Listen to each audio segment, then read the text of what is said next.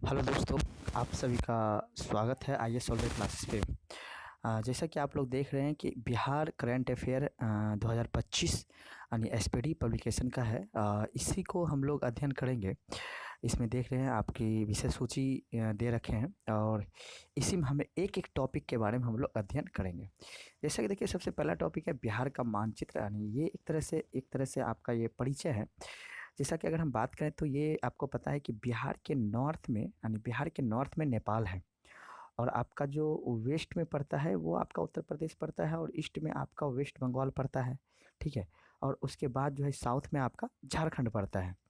तो अगर हम बात करें, यहाँ से बेसिक सवाल आपको देखने को मिल जाता है कि ये जो है नेपाल से, यानी नेपाल से जो है बिहार के कौन कौन से जिला का सीमा लगता है।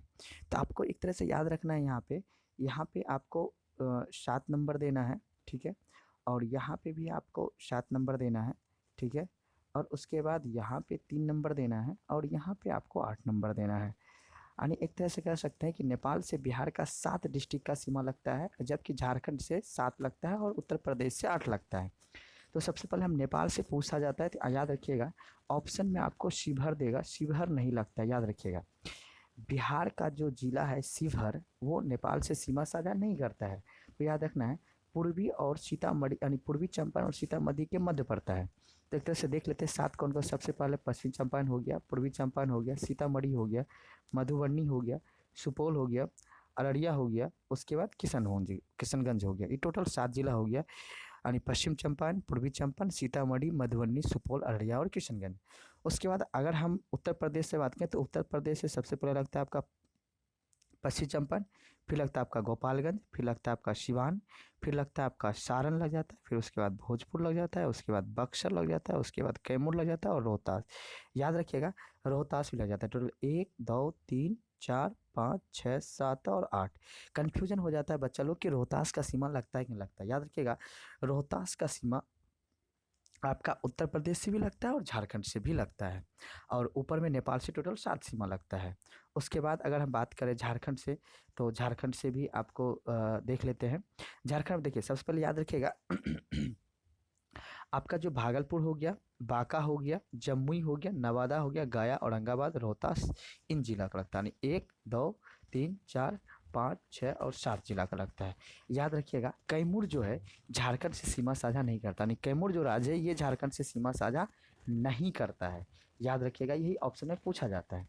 अब फिर उसके बाद हम लोग बात करते हैं एक सामान्य परिचय कि जो बिहार का, यानी बिहार का क्षेत्रफल कितना है, यानी बिहार का भौगोलिक क्षेत्रफल कितना है। तो बिहार का क्षेत्रफल याद रखना है 94,163 वर्ग किलोमीटर है। ये पूछा गया एक बार एग्जाम में, बीपीएससी के एग्जाम में पूछा भी गया, आपका 67वें एग्जाम में पूछा गया है कि बिहार का क्षेत्रफल कितना है। तो 94,163 वर्ग किलोमीटर है। ठीक है। उसके बाद आपको एक देखिए, ये पूछने का तो कुछ भी पूछ सकते हैं, लेकिन एक चीज़ तो ये भी ध्यान रखना है, बिहार का लिंगानुपात कितना है 918। भारत का लिंगानुपात कितना है 943। याद रखिए भारत का लिंगानुपात आपका 943 है, जबकि बिहार का लिंगानुपात कितना है आपका 918 है। उसके बाद सबसे कम लिंगानुपात किस राज्य का है, तो हरियाणा का है। आपको याद रखना सबसे कम जो है हरियाणा का है, सबसे कम जो है यानी हरियाणा का है। और सबसे ज़्यादा जो लिंगानुपात यानी सर्वाधिक लिंगानुपात किस राज्य का है, तो केरल का है। याद रखिएगा सबसे ज़्यादा जो लिंगानुपात है वो केरल राज्य का है और सबसे कम जो लिंगानुपात है वो आपका क्या है, हरियाणा का है। एक तरह से याद रखिएगा 879 लिंगानुपात है कहाँ का, केरल का है। 879 यानी 879 जो है केरल का है और उसके बाद जो है सॉरी हरियाणा का है। और उसके बाद केरल जो को पड़ता है लगभग 1076 के आसपास या 1036 के आसपास ये पड़ता है आपका केरल का। तो मुख्य रूप से आपको ये पूछा जाता है कि भारत में सबसे ज़्यादा केरल लिंगानुपात किस राज्य का है, तो आपको बता देना केरल का, और सबसे कम किसका है, झारखंड का है। उसके बाद देखिए अगर आपसे साक्षरता दर पूछा जाता है एग्जाम में कि साक्षरता दर 2011 के जनगणना के अनुसार बिहार में साक्षरता दर कितना है, तो आपको ये याद रख लेना बिहार में साक्षरता दर जो है आपका कितना है, ये आपका बिहार में साक्षरता दर जो है आपका कितना पड़ रहा है, यानी 61% है, यानी 61.8% है। और पुरुष का सबसे ज़्यादा है यानी 71.2%। और महिला का जो है आपका देख ही रहे हैं आपका 51.5% महिला का आपका यहाँ पे साक्षरता दर है। अब देखिए अगर हम थोड़ा सा इसका परिचय के बारे में जान लेते हैं कि बिहार का क्या परिचय है, क्या इंट्रोडक्शन है, उसके बाद हम फिर एक एक करके हम यहाँ पे समझेंगे।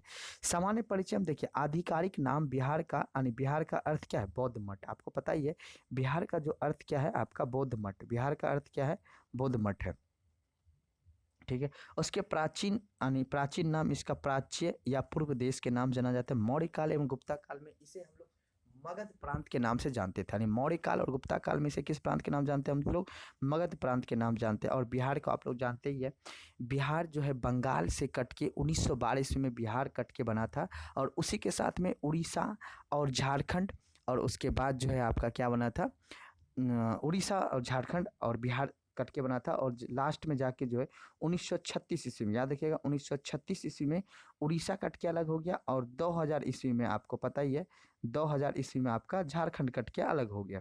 तो वर्तमान में आपको पता है बिहार दिवस कब मनाया जाता है, 22 मार्च को। 22 मार्च को बिहार दिवस के रूप में मनाया जाता है। और इसकी राजधानी तो आपको लोगों को पता ही है, पटना पड़ता है। और पटना का संस्थापक शेरशाह सूरी, याद रखिएगा पटना का जो संस्थापक है वो कौन कौन किया है, शेरशाह सूरी के द्वारा किया गया है। अगर देखिए, अगर हम लोग इसका बात करें कि जो है यानी शेरशाह सूरी, यानी आपको देख रहे हैं शेरशाह सूरी, जो कि शेरशाह सूरी जीटी रोड, यानी जो NH2, अब तो NH बदल दिया गया है वो, लेकिन NH2 के नाम से जानते हैं। GT road grand track road जो बनाया था लाहौर यानी पेशावर से लेके आपके ये पूरा का पूरा गुवाहाटी तक जाता था, वो शेरशाह सूरी के द्वारा ही बनाया गया था। अब पटना का प्राचीन नाम क्या है, तो पाटलिपुत्रा या कुसुमपुर के नाम से भी जानता है। पाटलिपुत्रा का संस्थापक आपको पता है, हर्यक वंश का संस्थापक उदयन, यानी अजात शत्रु का बेटा का नाम क्या था, उदयन। और अजात शत्रु का पिताजी का क्या नाम था, तो हम लोग जानते हैं बिंबिसार के नाम से जानते हैं हम लोग, ठीक है ना, याद रखना है बिंबिसार के नाम से जाना जाता है। बिंदुसार एक अलग है और बिंबिसार एक अलग है। तो पटलिपुत्र का कौन था, तो उदयन के नाम से हम लोग जानते हैं। बिहार राज्य बनाने की घोषणा आपको पता है 12 दिसंबर 1911 जॉर्ज पंचम जब आ रहा था दिल्ली, तो उसी समय जो है बंगाल से काट के यानी बिहार को बनाया जा रहा था। चलिए अब कह रहा है बिहार से, बिहार और उड़ीसा को अलग क्या क्या, 22 मार्च 1912 को सॉरी बंगाल से बिहार और उड़ीसा को अलग कब किया गया है, तो 22 मार्च 1912 को। मुख्य रूप से याद रखना है बिहार और उड़ीसा और झारखंड सहित जो है 22 मार्च 1912 को अलग किया गया। और उसके बाद जो है बिहार से उड़ीसा को अलग कब किया गया, 1936 ईस्वी में अलग किया गया है। अब बिहार एक स्वतंत्र प्रदेश के रूप में गठन कब किया गया, आपको 22 मार्च 1912 को किया गया। भारत शासन अधिनियम 1935 में जो आया था उसी से कहा गया था कि अब जो है बिहार को एक अलग प्रांत की दर्जा दिया जाएगा। बिहार का एक प्राचीन राज्य के रूप में गठन 1 अप्रैल 1912 ईस्वी को किया गया था। और बिहार के जो आपका उड़ीसा है, याद रखिएगा, जो बिहार का उड़ीसा का जो तट है, बिहार का जो उड़ीसा का एक तट है आपको पता है, यानी बिहार को उड़ीसा से कब अलग किया गया, 1936 को किया गया है। अब देखिए बिहार को झारखंड से कब अलग किया गया है, तो आप लोग देख ही रहे हैं कब किया गया है, तो 15 नवंबर 2000 ईस्वी को। आपको याद रखिएगा 2000 ईस्वी में जो है ना 3 राज्य बना है अपन लोग का। 3 राज्य कौन कौन से बना है, उत्तर प्रदेश से कट के उत्तराखंड बना है, और बिहार से कट के झारखंड बना है, और मध्य प्रदेश से कट के छत्तीसगढ़ बना है। ये 3 राज्य कब बना है, आपके 2000 ईस्वी में बना है। चलिए अब हम लोग बात कर लेते हैं कुछ राज्य के चिन्ह के बारे में, प्रतीक के बारे में, यानी जो राज्य का चिन्ह है उसके बारे में हम लोग थोड़ा सा देख लेते हैं। चलिए अब हम लोग बात करते हैं कि राज्य के चिन्ह क्या है, बिहार का बोधि वृक्ष। आपको लोगों को पता है राज्य के चिन्ह क्या है, बौद्धिक वृक्ष है। अब राज्य के पशु कौन सा है, बैल, जान ही रहे हैं आप लोग। राज्य के पक्षी कौन सा है, गौरैया। राज्य के पुष्प कौन सा है, गेंदा। राज्य के वृक्ष कौन सा है, पीपल। याद रखिए राजकीय जो चिन्ह है, यानी चिन्ह है वो बोधि वृक्ष को माना गया है, जबकि राज्य के वृक्ष कौन सा है, पीपल को माना गया है। राज्य के मछली देशी मांगुर, आपको पता है मिथिला के क्षेत्र में मांगुर मछली ज़्यादा प्रसिद्ध है, उन क्षेत्रों के हिसाब से ही भारत का जो राजकीय मछली जो बनाया गया वो कौन सा है, देशी मांगुर को बनाया गया। अब राजकीय जलीय जीव कौन है, गंगा डॉल्फिन, आपको पता ही है। तो इन सब चीज़ को आपको थोड़ा सा याद रख लेना है। चलिए राष्ट्रीय खेल कौन सा है, कबड्डी है। राज्य की प्रथम भाषा कौन सा है, हिंदी। और तृतीय भाषा कौन सा है, मैथिली है। द्वितीय भाषा कौन सा है, उर्दू है। याद रखिएगा पहली भाषा आपका हिंदी है, जबकि द्वितीय भाषा आपका उर्दू है, और तृतीय भाषा आपको पता ही है कि उत्तर बिहार में जो है मैथिली उनके नाम से प्रसिद्ध है। अब देखिए राजकीय गीत कौन सा है, मेरे भारत के कंठहार, तुझको सत सत वंदन बिहार, ठीक है, याद रखिएगा। गीतकार कौन है इसका, सत्यनारायण और संगीतकार कौन है? हरि प्रसाद चौरसिया। मार्च 2012 को इसे आधिकारिक तौर पर अपनाया गया था और राज्य प्रार्थना याद रखिए, मेरे भारत के कंठहार तुझको सत सत वंदन बिहार, ठीक है, याद रखना है। राज का प्रार्थना क्या है? राष्ट्रगीत समय राज्य के मेरी रफ्तार पर सूरज की किरणें नाज करें। लेखक कौन है इसका? MR और चिश्ती, ठीक है। अब देखिए हम लोग बात करेंगे आगे आगे की, अगर हम लोग बात करें तो थोड़ा सा कुछ राजनीतिक चीज को देख लेते हैं। यहाँ पे जो राजनीतिक चीज में क्या है आप लोगों को पता है, बिहार एक द्विसाधनात्मक राज्य है, आपको पता है। द्विसाधनात्मक राज्य क्या होता है? वैसा राज्य जहाँ पे MLA भी हो और MLC भी हो, यानी विधानसभा का भी गठन किया जाए और विधान परिषद का भी गठन किया जाए, ठीक है, याद रखना है। जहाँ पे MLA भी हो और MLC भी हो उसे द्विसदनात्मक बोलते हैं। भारत में ऐसे वर्तमान में अभी 6 राज्य है। पहले 7 राज्य हुआ करते थे, लेकिन वर्तमान में अभी 6 राज्य है जहाँ पे द्विसदनात्मक व्यवस्था चलती है। 6 राज्य कौन कौन से हैं? एक उत्तर प्रदेश है, एक अपना बिहार है, दूसरा महाराष्ट्र है, तीसरा कर्नाटक है, ठीक है। तो एक बिहार को जान लेना है आप लोग को, एक यूपी जान लेना है आपको, एक महाराष्ट्र को जान लेना है, ठीक है। उसके बाद कर्नाटक हो गया, आंध्र प्रदेश हो गया और तेलंगाना हो गया। टोटल 6 राज्य, 1 2 3 4 5 6 राज्य हो गए। 6 राज्य में अभी विधान परिषद भी है और विधानसभा भी है। तो याद रखना है कि जो मेरा बिहार है वो द्विसदनात्मक है, ठीक है। और यहाँ पे विधानसभा की सीट की संख्या कितने हैं? तो आपको याद रखना 243। और विधान परिषद की सीट की संख्या कितने हैं? तो 75। विधान परिषद को क्या बोलते हैं? MLC बोलते हैं। और विधानसभा को क्या बोलते हैं हम लोग? MLA बोलते हैं। क्या बोलते हैं? MLA बोलते हैं, MLA यानी मेंबर ऑफ लेजिस्लेटिव असेंबली और member of legislative council. Lok Sabha की सीट की संख्या कितने हैं? 40 है। राज्यसभा की सीट की संख्या कितने हैं? 16 है। ये पूछा जाता है एग्जाम में कि राज्यसभा, बिहार में राज्यसभा की सीट की संख्या कितनी है? 16 है। और बिहार में लोकसभा सीट की संख्या कितनी है? 40 है। और लोकसभा में SC की अनुसूचित जाति की संख्या कितनी सीट है? तो याद रखना 6। और विधानसभा में अनुसूचित जाति की संख्या सीट की कितनी है? 2। और याद रखिए विधानसभा में ST अनुसूचित जनजाति की सीट की संख्या कितनी है? 2। अब आते हैं हम लोग प्रशासनिक क्षेत्र के बारे में जान लेते हैं। उच्च न्यायालय पटना की जो उसकी स्थापना कब किया गया है? तो याद रखिएगा 1916 ईस्वी में स्थापना किया गया था।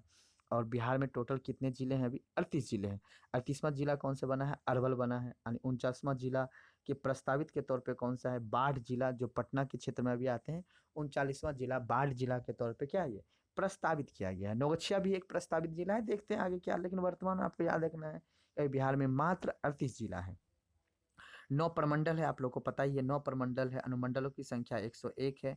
प्रखंड की संख्या 534 है। पंचायत की संख्या 8000 यानी 8500 53 है। और उसमें पुलिस थानों की संख्या 12 से 12 है। लेकिन मुख्य रूप से आपको प्रमंडल का नाम को याद रख लेना है और अनुमंडल की संख्या याद रख लेना है कि कितने हैं।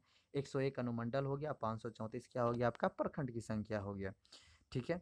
चलिए फिर उसके बाद हम लोग थोड़ा सा देख लेते हैं यहाँ पे बिहार का आकृति कैसा आयताकार है। क्षेत्रफल हमने आपको पहले बता दिया कि 94,163 वर्ग किलोमीटर है। संपूर्ण भारत का 2.x, ये पूछा जा सकता है एग्जाम में आपको कि संपूर्ण भारत में बिहार का जो भौगोलिक क्षेत्र है वो कितना है? 2.86। कितना है? 2.86 जो है बिहार का, हम लोग का क्या है एक तरह से, बिहार का एक तरह से क्या है आपका? क्षेत्रफल हो गया। अब दूसरा अगर हम बात करें यहाँ पे कि बिहार में क्षेत्रफल के दृष्टि से बिहार कौन सा स्थान पे है? आपका 12वां स्थान है। बिहार का कौन सा हो गया? 12वां स्थान हो गया है। याद रखिएगा क्षेत्रफल के दृष्टि से बिहार का सबसे बड़ा जिला कौन सा है? पश्चिमी चंपारण। और सबसे छोटा जिला कौन सा है? शिवहर पड़ता है। शिवहर जो सबसे छोटा जिला है क्षेत्रफल की दृष्टि से। चलिए फिर अब हम लोग बात करते हैं कुछ यहाँ पे समुद्र तल की और कितनी है, समुद्र तल से औसत ऊंचाई कितनी है? 173 फीट हो गया। समुद्र तल से बिहार की दूरी कितना है? 200 किलोमीटर की दूरी हो गया। अब याद रखना है एक तरह से, देखिए अक्षांशीय विस्तार को भी जान लेना हम लोग को कि बिहार का अक्षांशीय विस्तार कितना है, ठीक है। अक्षांश वाली रेखा जानते हैं आप लोग, ये वाली जो रेखा होता है पृथ्वी बांधता है आपको गोल है, ठीक है। जो ये याद रखिएगा नॉर्थ से ईस्ट या ईस्ट से वेस्ट को जो जोड़ने वाली रेखा होती है वो अक्षांश रेखी होती है। और उत्तर से दक्षिण यानी नॉर्थ से साउथ को जोड़ने वाली जो रेखा होगी वो कौन सी रेखा होगा? जो इसको हम लोग देशांतर रेखा बोलते हैं। ये देशांतर रेखा की संख्या कितने होते हैं? 360। और अक्षांश रेखा की संख्या कितनी होती है? 179 रेखा होती है। ऐसे अगर हम जोड़ेंगे तो 181 होगा, लेकिन जो दो ध्रुव है, उत्तरी ध्रुव और दक्षिणी ध्रुव को हम अक्षांश रेखा का मान नहीं देते हैं, इसलिए हमारे अक्षांश रेखा की संख्या कितने हैं? अक्षांश रेखा की संख्या कितने हैं हमारे अभी फिलहाल के तौर पे? फिलहाल क्या इतना फिक्स है, 179 और देशांतर की संख्या कितने हैं? 360। तो याद रखना अक्षांशीय विस्तार यानी ये वाला जो विस्तार है, ये वाला जो बिहार का विस्तार है, यानी अगर हम बिहार की मैप को अगर बना के थोड़ा सा देखें, मेरा पेन उतना अच्छी नहीं है, ये वाला जो विस्तार है, ये वाला जो विस्तार, ये अक्षांशीय विस्तार हो गया, और जो ये वाली जो विस्तार है आपका, ये कौन सा विस्तार हो गया आपका? देशांतरीय विस्तार हो गया। तो अक्षांशीय विस्तार आप लोग देख ही रहे, यानी 24 डिग्री 20 इंच 10 मिनट है, ठीक है। तो उसके बाद आपका देशांतरीय विस्तार कितना हो गया आपका? देशांतरीय विस्तार आप लोग देख ही रहे, देशांतरीय विस्तार कितना हो गया आपका? इस तरह से यहाँ पे कितना हो गया? 83 डिग्री 19 मिनट 50 इंच यहाँ पे है। इसका उत्तर से दक्षिण का जो है 345 किलोमीटर है, और इसकी पूर्व से पश्चिम कितना हो गया? 483 किलोमीटर। बिहार की जलवायु जो है उष्णकटिबंध जलवायु है, आपको पता ही है। बिहार में यानी भारत देश, हमारा पूरा भारत की अगर बात करें तो भारत में आपका उष्ण यानी दक्षिण पश्चिम मानसून से ही पूरा वर्षा होता है, जिसे उष्णकटिबंध मानसून भी हम लोग कहते हैं। अब देखिए ये थोड़ा सा ये याद रख लेना है। अब जो कोपेन ने जो जलवायु का वर्गीकरण किया है, तो वो बिहार में एक तरह से देख लेना है। देखिए कोपेन जलवायु वर्गीकरण के आधार पे जो बिहार CWG, ठीक है ना, एक चीज को मान लेना है। ये पूरा ज्योग्राफी जब कभी बताएंगे आप लोगों को यूट्यूब पे, तो वहां पे समझाएंगे कि CWG क्या होता है। फिलहाल के तौर पे उत्तर भारत जो बिहार का CWG, और दक्षिण भारत को पेन अनुसार क्या? AW, ठीक है।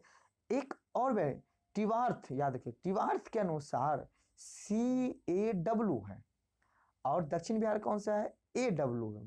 तो याद रखिए कोपेन और टिवार्थ एक ही बात बोल रहे हैं दक्षिण बिहार के बारे में। और एक है आपका थॉनवार्ट, थॉनवार्ट के अनुसार उत्तर बिहार को क्या है, यानी उत्तर पश्चिम बिहार में यानी CBW, और दक्षिण बिहार में क्या है आपका, यानी बिहार के जलवायु के थॉनवार्ट के अनुसार क्या है? CAW बारे में दिया है।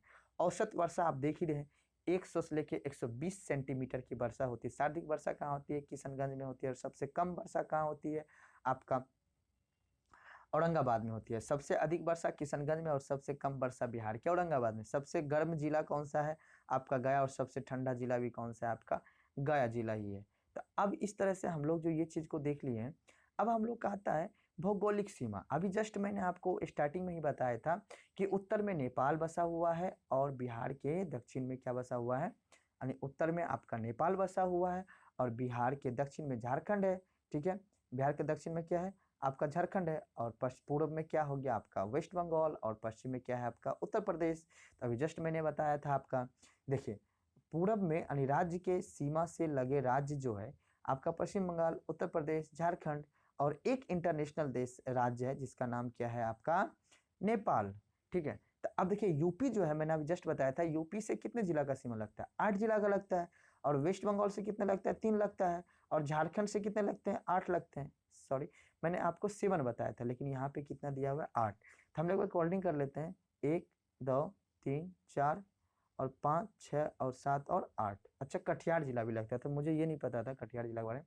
एक तरह से याद रखिएगा, हाँ सॉरी, कटिहार झारखंड से लगता है, साहेबगंज याद रख लीजिएगा, सॉरी बाय मिस्टेक। तो 8 8 और झारखंड नेपाल से कितने लगते हैं? 7 लगते हैं। नेपाल से कितने लगते हैं? 7 लगते हैं। देखिए नेपाल का दिया हुआ है यहाँ पे, नेपाल से कितने लगते हैं? आपका 7 जिला का सीमा यहाँ पे लगता है।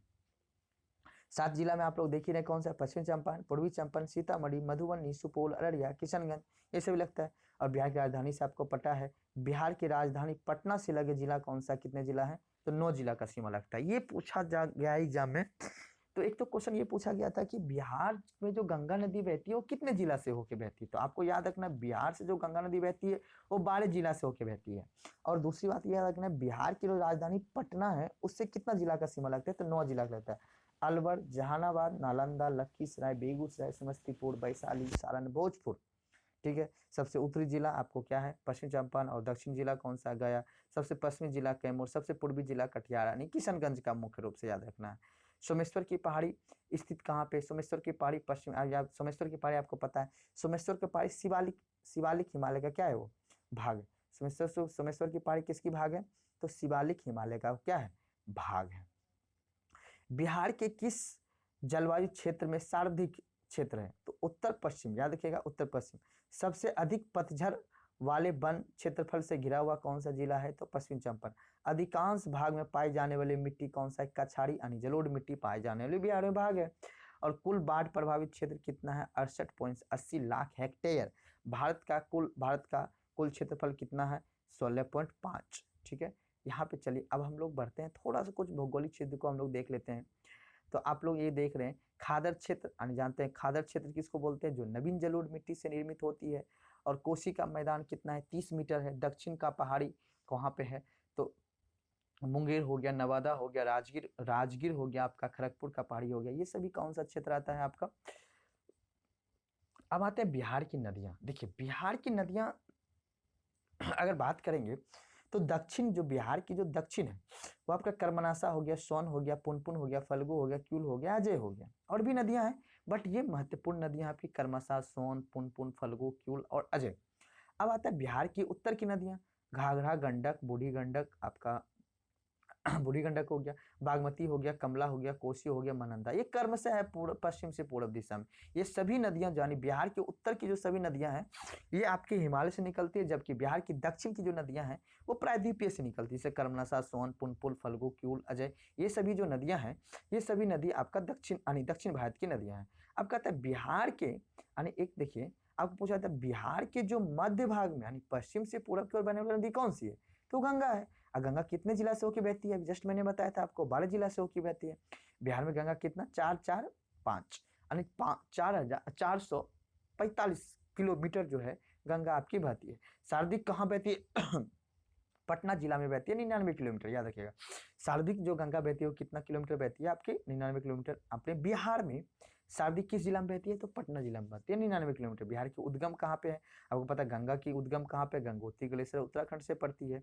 ऐसे मौखिक रूप में वैसे तो 5 प्रयाग आके मिलता है, तो वहां से हम लोग देखते हैं गंगोत्री ग्लेशियर में ही आपको पता ही है, यानी अलकनंदा नदी और भागीरथी नदी जब एक दूसरे पे मिलता है देवप्रयाग में, वहां से गंगा नदी का नाम मुख्य रूप से पड़ता है।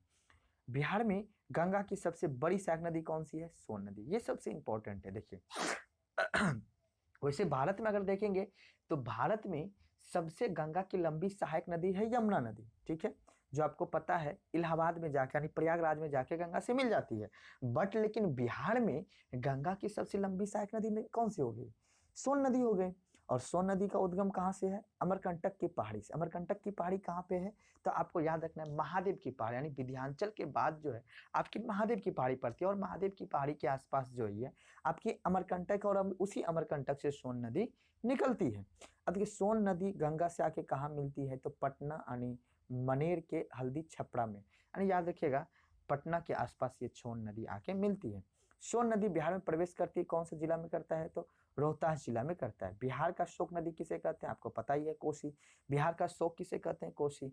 पश्चिम बंगाल का शोक नदी किसे कहते थे पहले? दामोदर नदी। कोसी नदी का उद्गम कहाँ से हुआ है? तो गोसाई थाम से हुआ है। अब देखिए क्या रहा है, बिहार में कोसी नदी किस जिला में प्रवेश करती है? तो सबको पता है सुपौल। अभी आपको पता ही है। अगर मैं अभी वर्तमान की बात करूं, वर्तमान अर्थात आने की जुलाई अगस्त में अब कोसी में काफी ज्यादा बाढ़ की मात्रा आ जाता है, जो कि आपका सुपौल का जिला हो गया, मधुबनी हो गया, इन सभी में कोसी नदी काफी भीषण बाढ़ लाती है। बिहार में कोसी कितना किलोमीटर बहती है? तो 260 किलोमीटर बहती है। कोसी नदी गंगा से मिलती है कुर्सेला में। आपको पता है कटिहार जिला में एक जगह है कुर्सेला, वहीं पे जाके जो है कोसी अपना पूरा का पूरा पानी गंगा में जाके मिला। पुनपुन नदी का उद्गम कहाँ से होता है? छोटा नागपुर के पठार से, पलामू जिला यानी झारखंड से होती है। पुनपुन नदी गंगा में कहाँ मिलती है? फतवा के पास। ठीक है, अब गंगा यानी गंडक नदी का उद्गम कहाँ से होता है? अन्नपूर्णा पहाड़ी नेपाल से होती है। गंडक नदी बिहार में प्रवेश करती है वाल्मीकि यानी पश्चिम चंपारण, वाल्मीकि टाइगर रिजर्व है वहां पे, और उसी पार्क से होते हुए पश्चिम चंपारण से होते हुए ये गंडक नदी आती है और हाजीपुर में जाके ये नदी क्या करती है? गंगा में मिल जाती है। अब देखिए बूढ़ी गंडक नदी एक अलग नदी है और गंडक नदी एक अलग नदी है। याद रखिएगा गंडक नदी के किनारे हाजीपुर और सोनपुर शहर बसा हुआ, याद रखिएगा हाजीपुर में आके मिल जाती है, और सोनपुर में मेला लगता है, आपको पता ही है। तो गंडक नदी जो है गंगा में जो है हाजीपुर में जाके मिल जाती है। अब आते बूढ़ी गंडक नदी का उद्गम सोमेश्वर की पहाड़ी से। कहाँ से होती है? सोमेश्वर अन्नपूर्णा की पहाड़ी से निकलती है गंडक नदी, और उसके बाद जो है बूढ़ी गंडक नदी निकलती है कहाँ से? आपके सोमेश्वर की पहाड़ी से। ठीक है, बूढ़ी गंडक नदी के किनारे मुजफ्फरपुर, खगड़िया, सीतामढ़ी ये सभी है। ठीक है। त्रिवेणी नहर कहाँ पे बनी है? गंडक नदी पे। कहाँ पे? किस जिला में? चंपारण। फल्गु नदी का निर्माण मोहाना कहाँ पे है? यानी लीलाचन नदी के संगम पे। ठीक है। फल्गु नदी के अन्य नदी का नाम क्या है? निरंजना नदी के नाम से भी जानते हैं।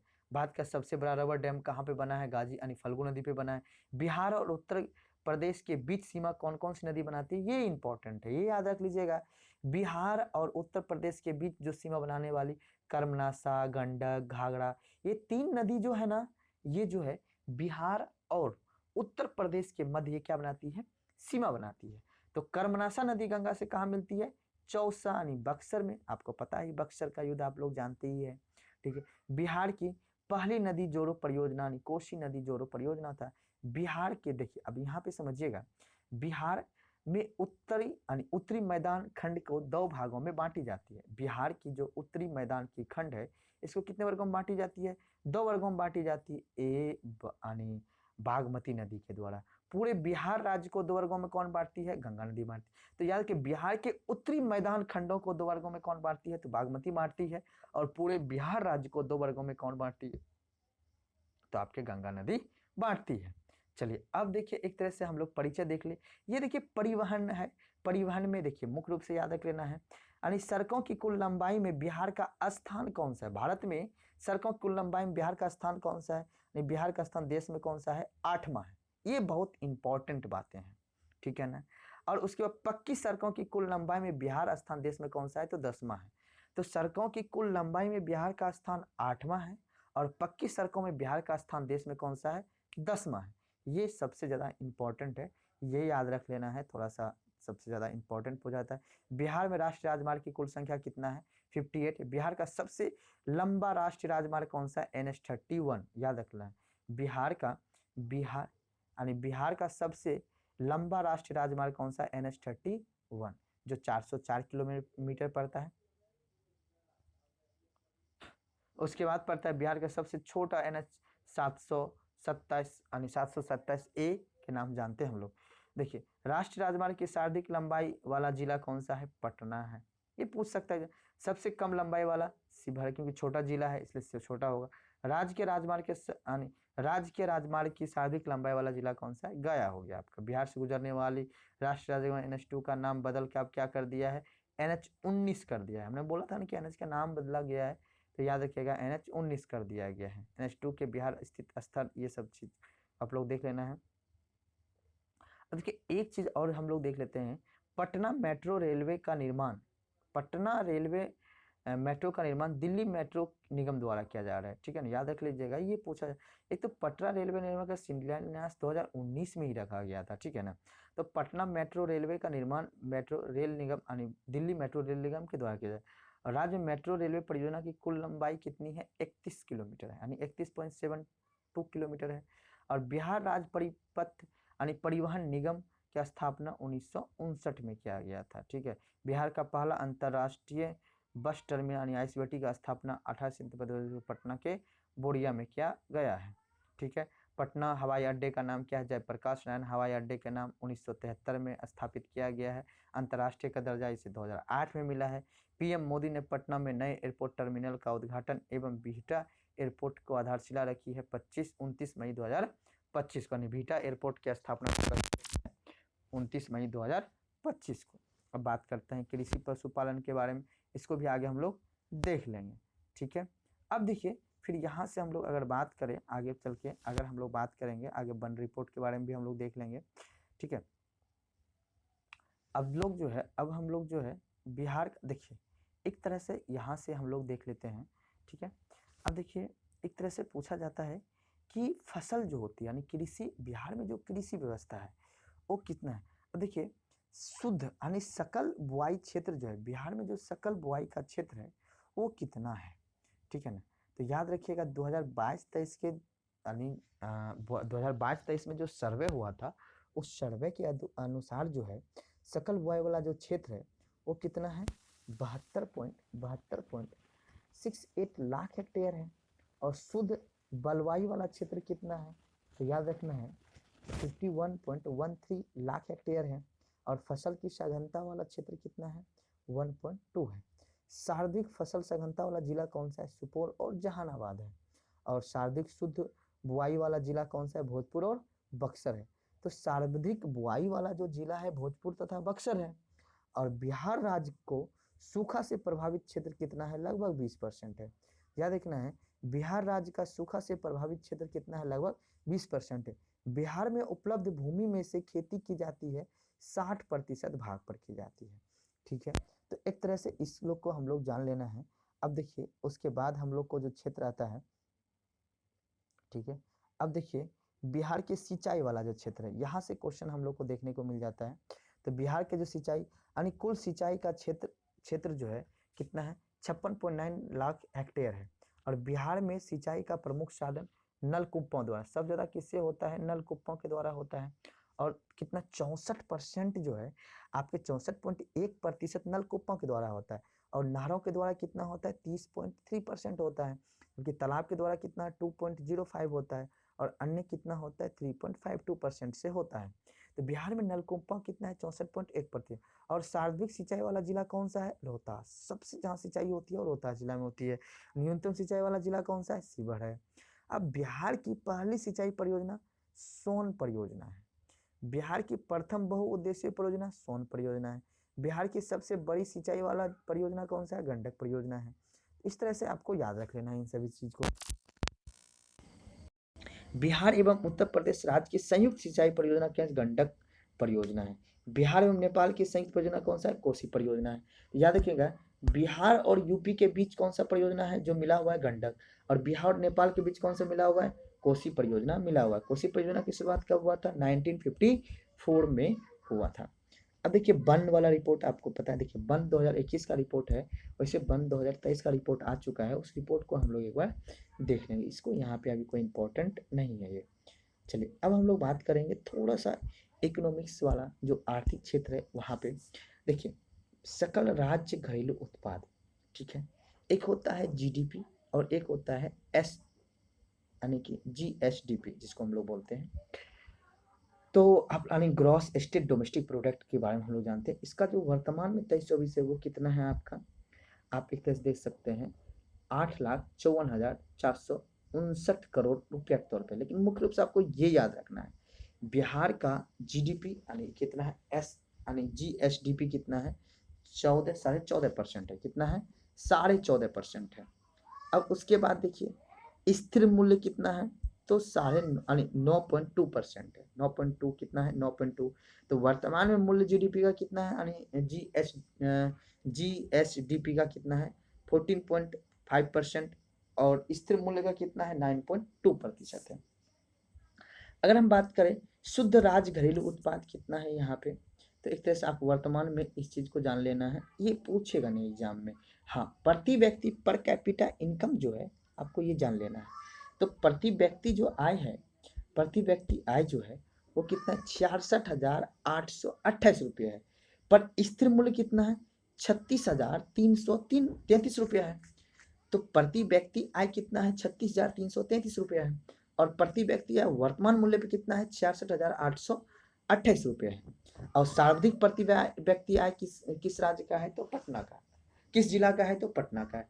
तो याद रखना है कि सर्वाधिक प्रति व्यक्ति आय वाला जिला कौन सा है? पटना, जहाँ पे 1,21,396 रुपया है।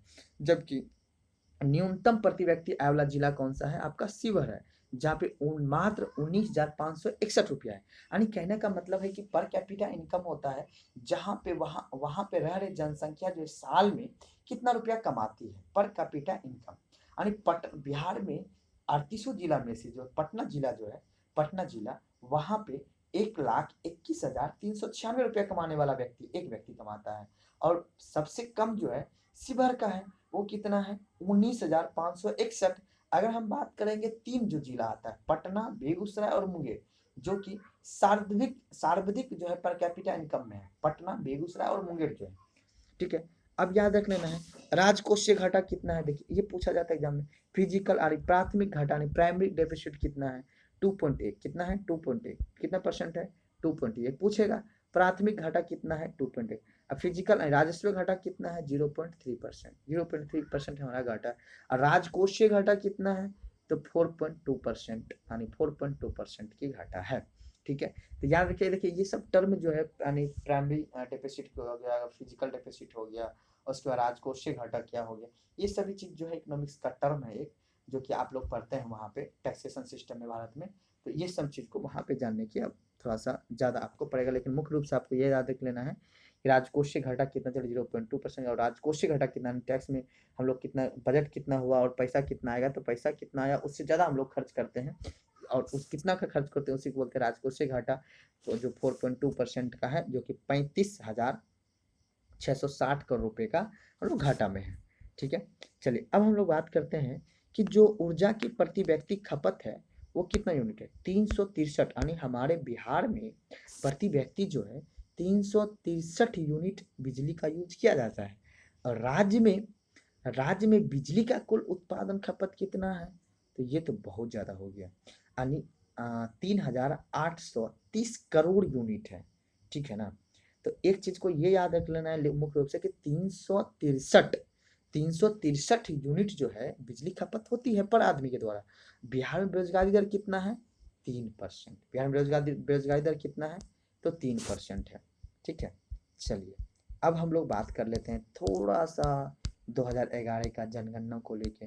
2011 की जनगणना के अनुसार आपको पता है 10.4 करोड़ जनसंख्या है हमारे यहाँ पे, इसमें कि पुरुष की जनसंख्या 5.5 करोड़ यानी 5.43 करोड़ है, और महिला की जनसंख्या 4.98 करोड़ है। ग्रामीण जनसंख्या 9.23 करोड़ है। बात याद रखिए, बिहार में सबसे ज़्यादा ग्रामीण जनसंख्या देख लीजिए, आपको सबसे ज़्यादा ग्रामीण जनसंख्या, शहरी जनसंख्या तो मात्र 1 करोड़ है, 1 से 1.5 करोड़ है। याद रखिएगा शहरी जनसंख्या कम है बिहार में, ग्रामीण जनसंख्या। शहरी का दशकीय वृद्धि कितना है, याद रखिएगा 0.8%, 0 कितना है 8%। जनसंख्या घनत्व कितना है, सबसे ज्यादा जनसंख्या घनत्व बिहार का ही है, याद रखिएगा। सबसे ज्यादा जनसंख्या घनत्व किसका है, तो बिहार का है। और सबसे कम जनसंख्या घनत्व किसका है, तो अरुणाचल प्रदेश का है। याद रखिएगा, भारत में सबसे कम जनसंख्या घनत्व वाला राज्य कौन सा है, अरुणाचल प्रदेश, और सबसे ज्यादा जनसंख्या घनत्व किसका है, तो अपना राज्य बिहार का है। ठीक है, तो याद रख लेना है इन चीजों को। चलिए अब हम लोग बात करते हैं न्यूनतम जनसंख्या घनत्व किसका है, कैमूर का, और सबसे ज्यादा किसका है, शिवहर का। लिंगानुपात हम लोग पहले ही बता दिए थे आपको, कितना है 918, यानी 1000 पुरुष पे कितने महिला हैं, 918। सर्वाधिक लिंगानुपात किस राज्य का है, भोपाल का। सबसे कम लिंगानुपात किसका है, मुंगेर का है। तो सबसे कम लिंगानुपात किसका है, मुंगेर का 876 है। ठीक है, शिशु लिंगानुपात 0 से 6 वर्ष का कितना है, 935 है। ठीक है, सर्वाधिक शिशु लिंगानुपात किसका है, किशनगंज का है। न्यूनतम शिशु लिंगानुपात किसका है, वैशाली का है। तो न्यूनतम शिशु लिंगानुपात किस जिला का है, तो वैशाली जिला का है। ठीक है, यानी कि न्यूनतम लिंगानुपात किस जिला का है, वैशाली जिला का। सर्वाधिक लिंगानुपात किसका है, किशनगंज जिला का है। जनसंख्या की दशकीय वृद्धि दर आपको पता है कितना है, 25.42% है। सर्वाधिक दशकीय वृद्धि कितना है, किसका है, मधेपुरा के, सबको पता ही था। यानी कि 10 की वृद्धि में कौन सा जिला है, तो आपका मधेपुरा है। न्यूनतम 10 की वृद्धि कौन सा है, आपका गोपालगंज का पड़ता है। किसका पड़ता है, गोपालगंज का पड़ता है। और साक्षरता दर कितना है, 61.8% है। पुरुष का साक्षरता दर कितना है, 71.2% है। महिला साक्षरता दर कितना है आपका, 51.5%। महिला साक्षरता दर कितना है, 51.5% महिला का साक्षरता दर है। चलिए अब देखिएगा यहाँ पे सर्वाधिक साक्षरता दर वाला जिला कौन सा हो गया, रोहतास। न्यूनतम साक्षरता दर वाला जिला कौन सा हो गया, पूर्णिया। सर्वाधिक पुरुष साक्षरता दर कहाँ पे, रोहतास में ही है। न्यूनतम पुरुष का कहाँ पे है, सहरसा जिला में। तो सर्वाधिक महिला कहाँ पढ़ी लिखी है, तो रोहतास में, और न्यूनतम महिला कहाँ पढ़ी लिखी है, सहरसा में है। तो इन सभी चीज़ों को थोड़ा सा हम लोग को देख लेना है। अब हम लोग देखिए यहाँ पे कुछ बिहार का विविध के बारे में हम लोग का दिया गया है।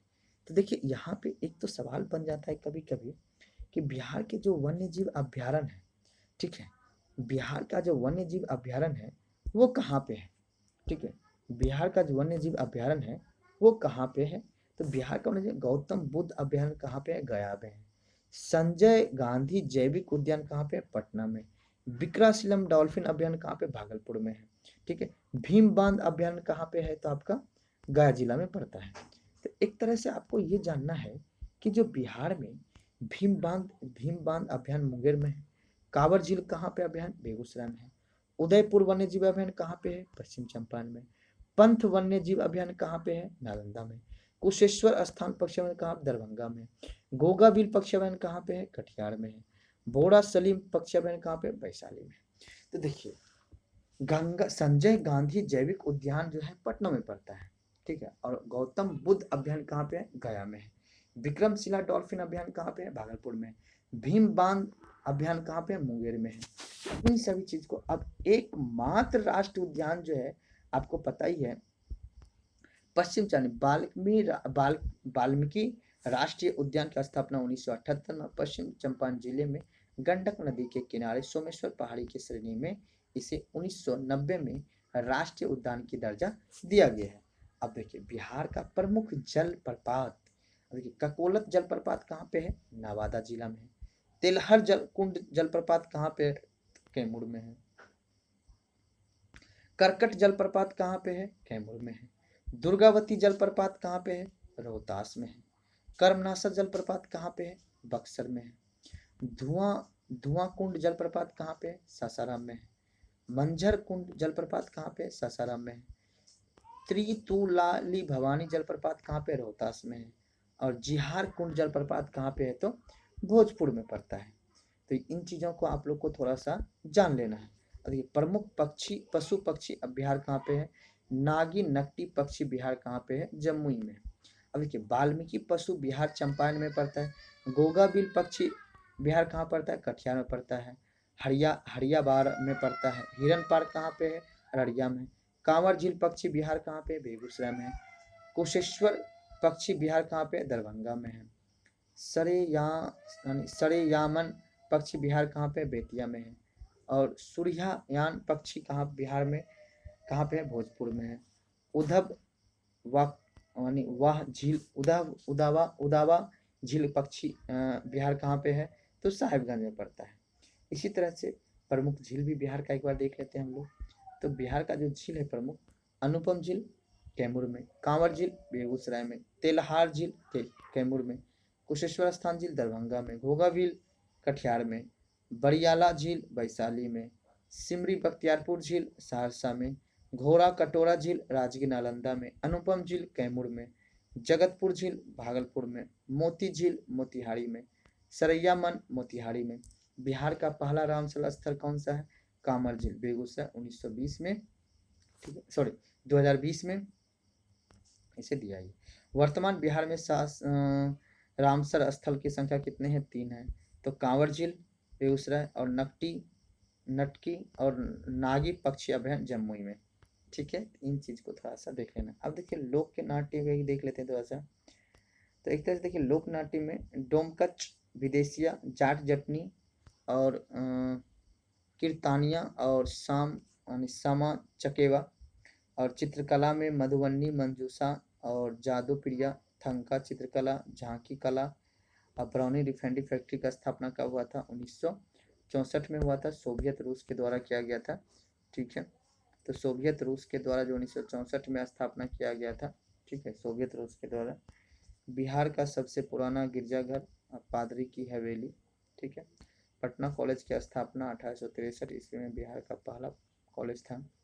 बीएन कॉलेज का स्थापना बीएन कॉलेज पटना का स्थापना 1889 में किया था। पटना विश्वविद्यालय का स्थापना 1917 में किया गया था।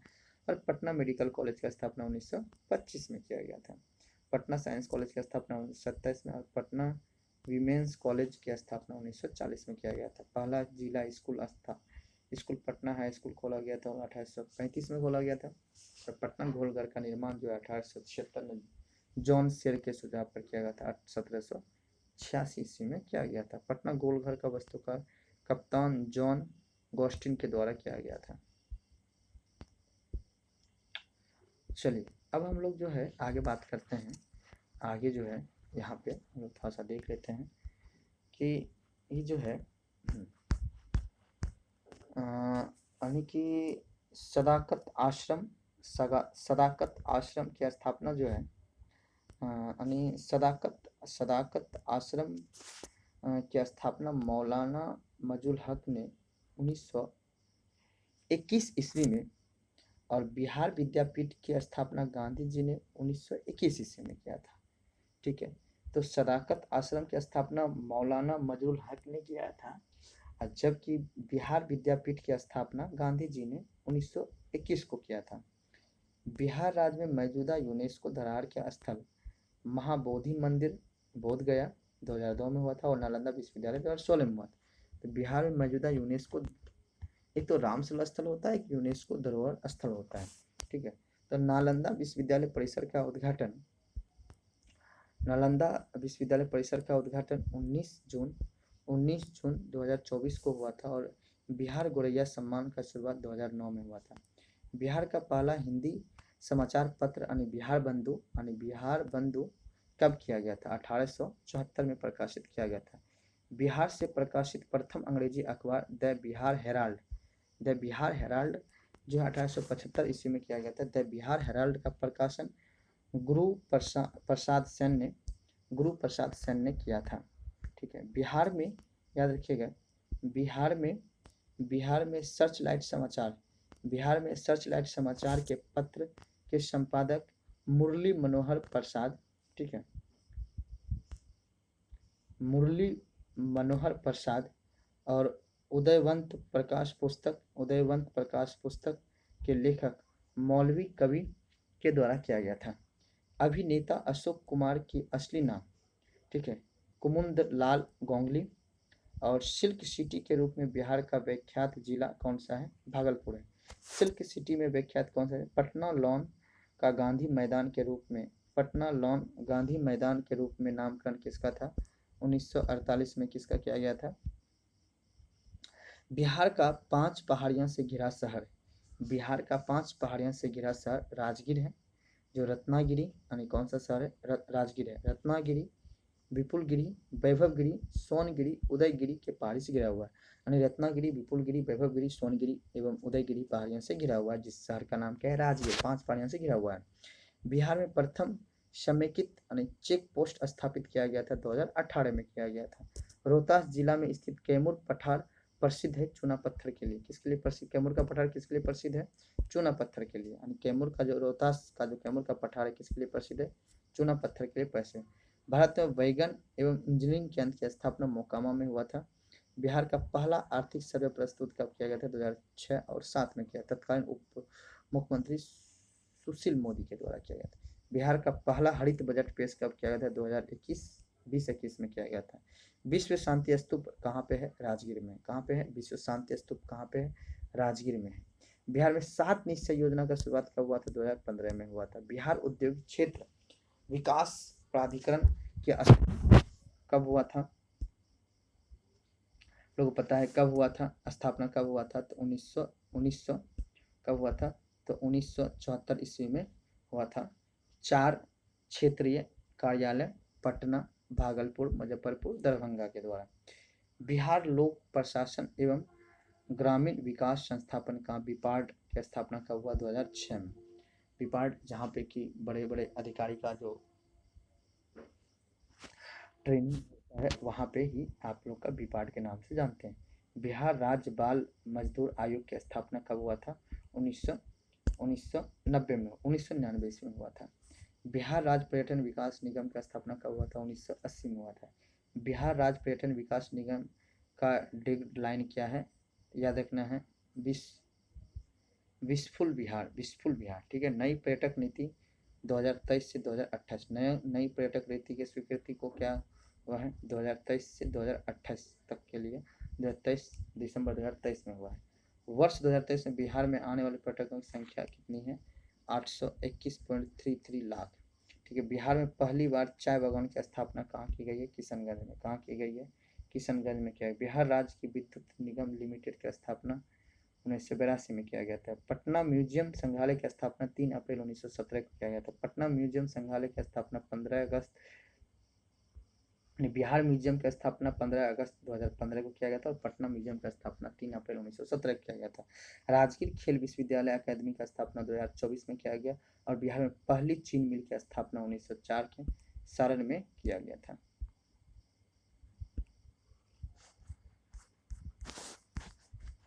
ठीक है। अब देखिए एक अब बच रहा है बिहार का इतिहास के बारे में, हम लोग थोड़ा सा बिहार के इतिहास को भी हम लोग एक बार देख लेंगे। आज तक यहीं तक।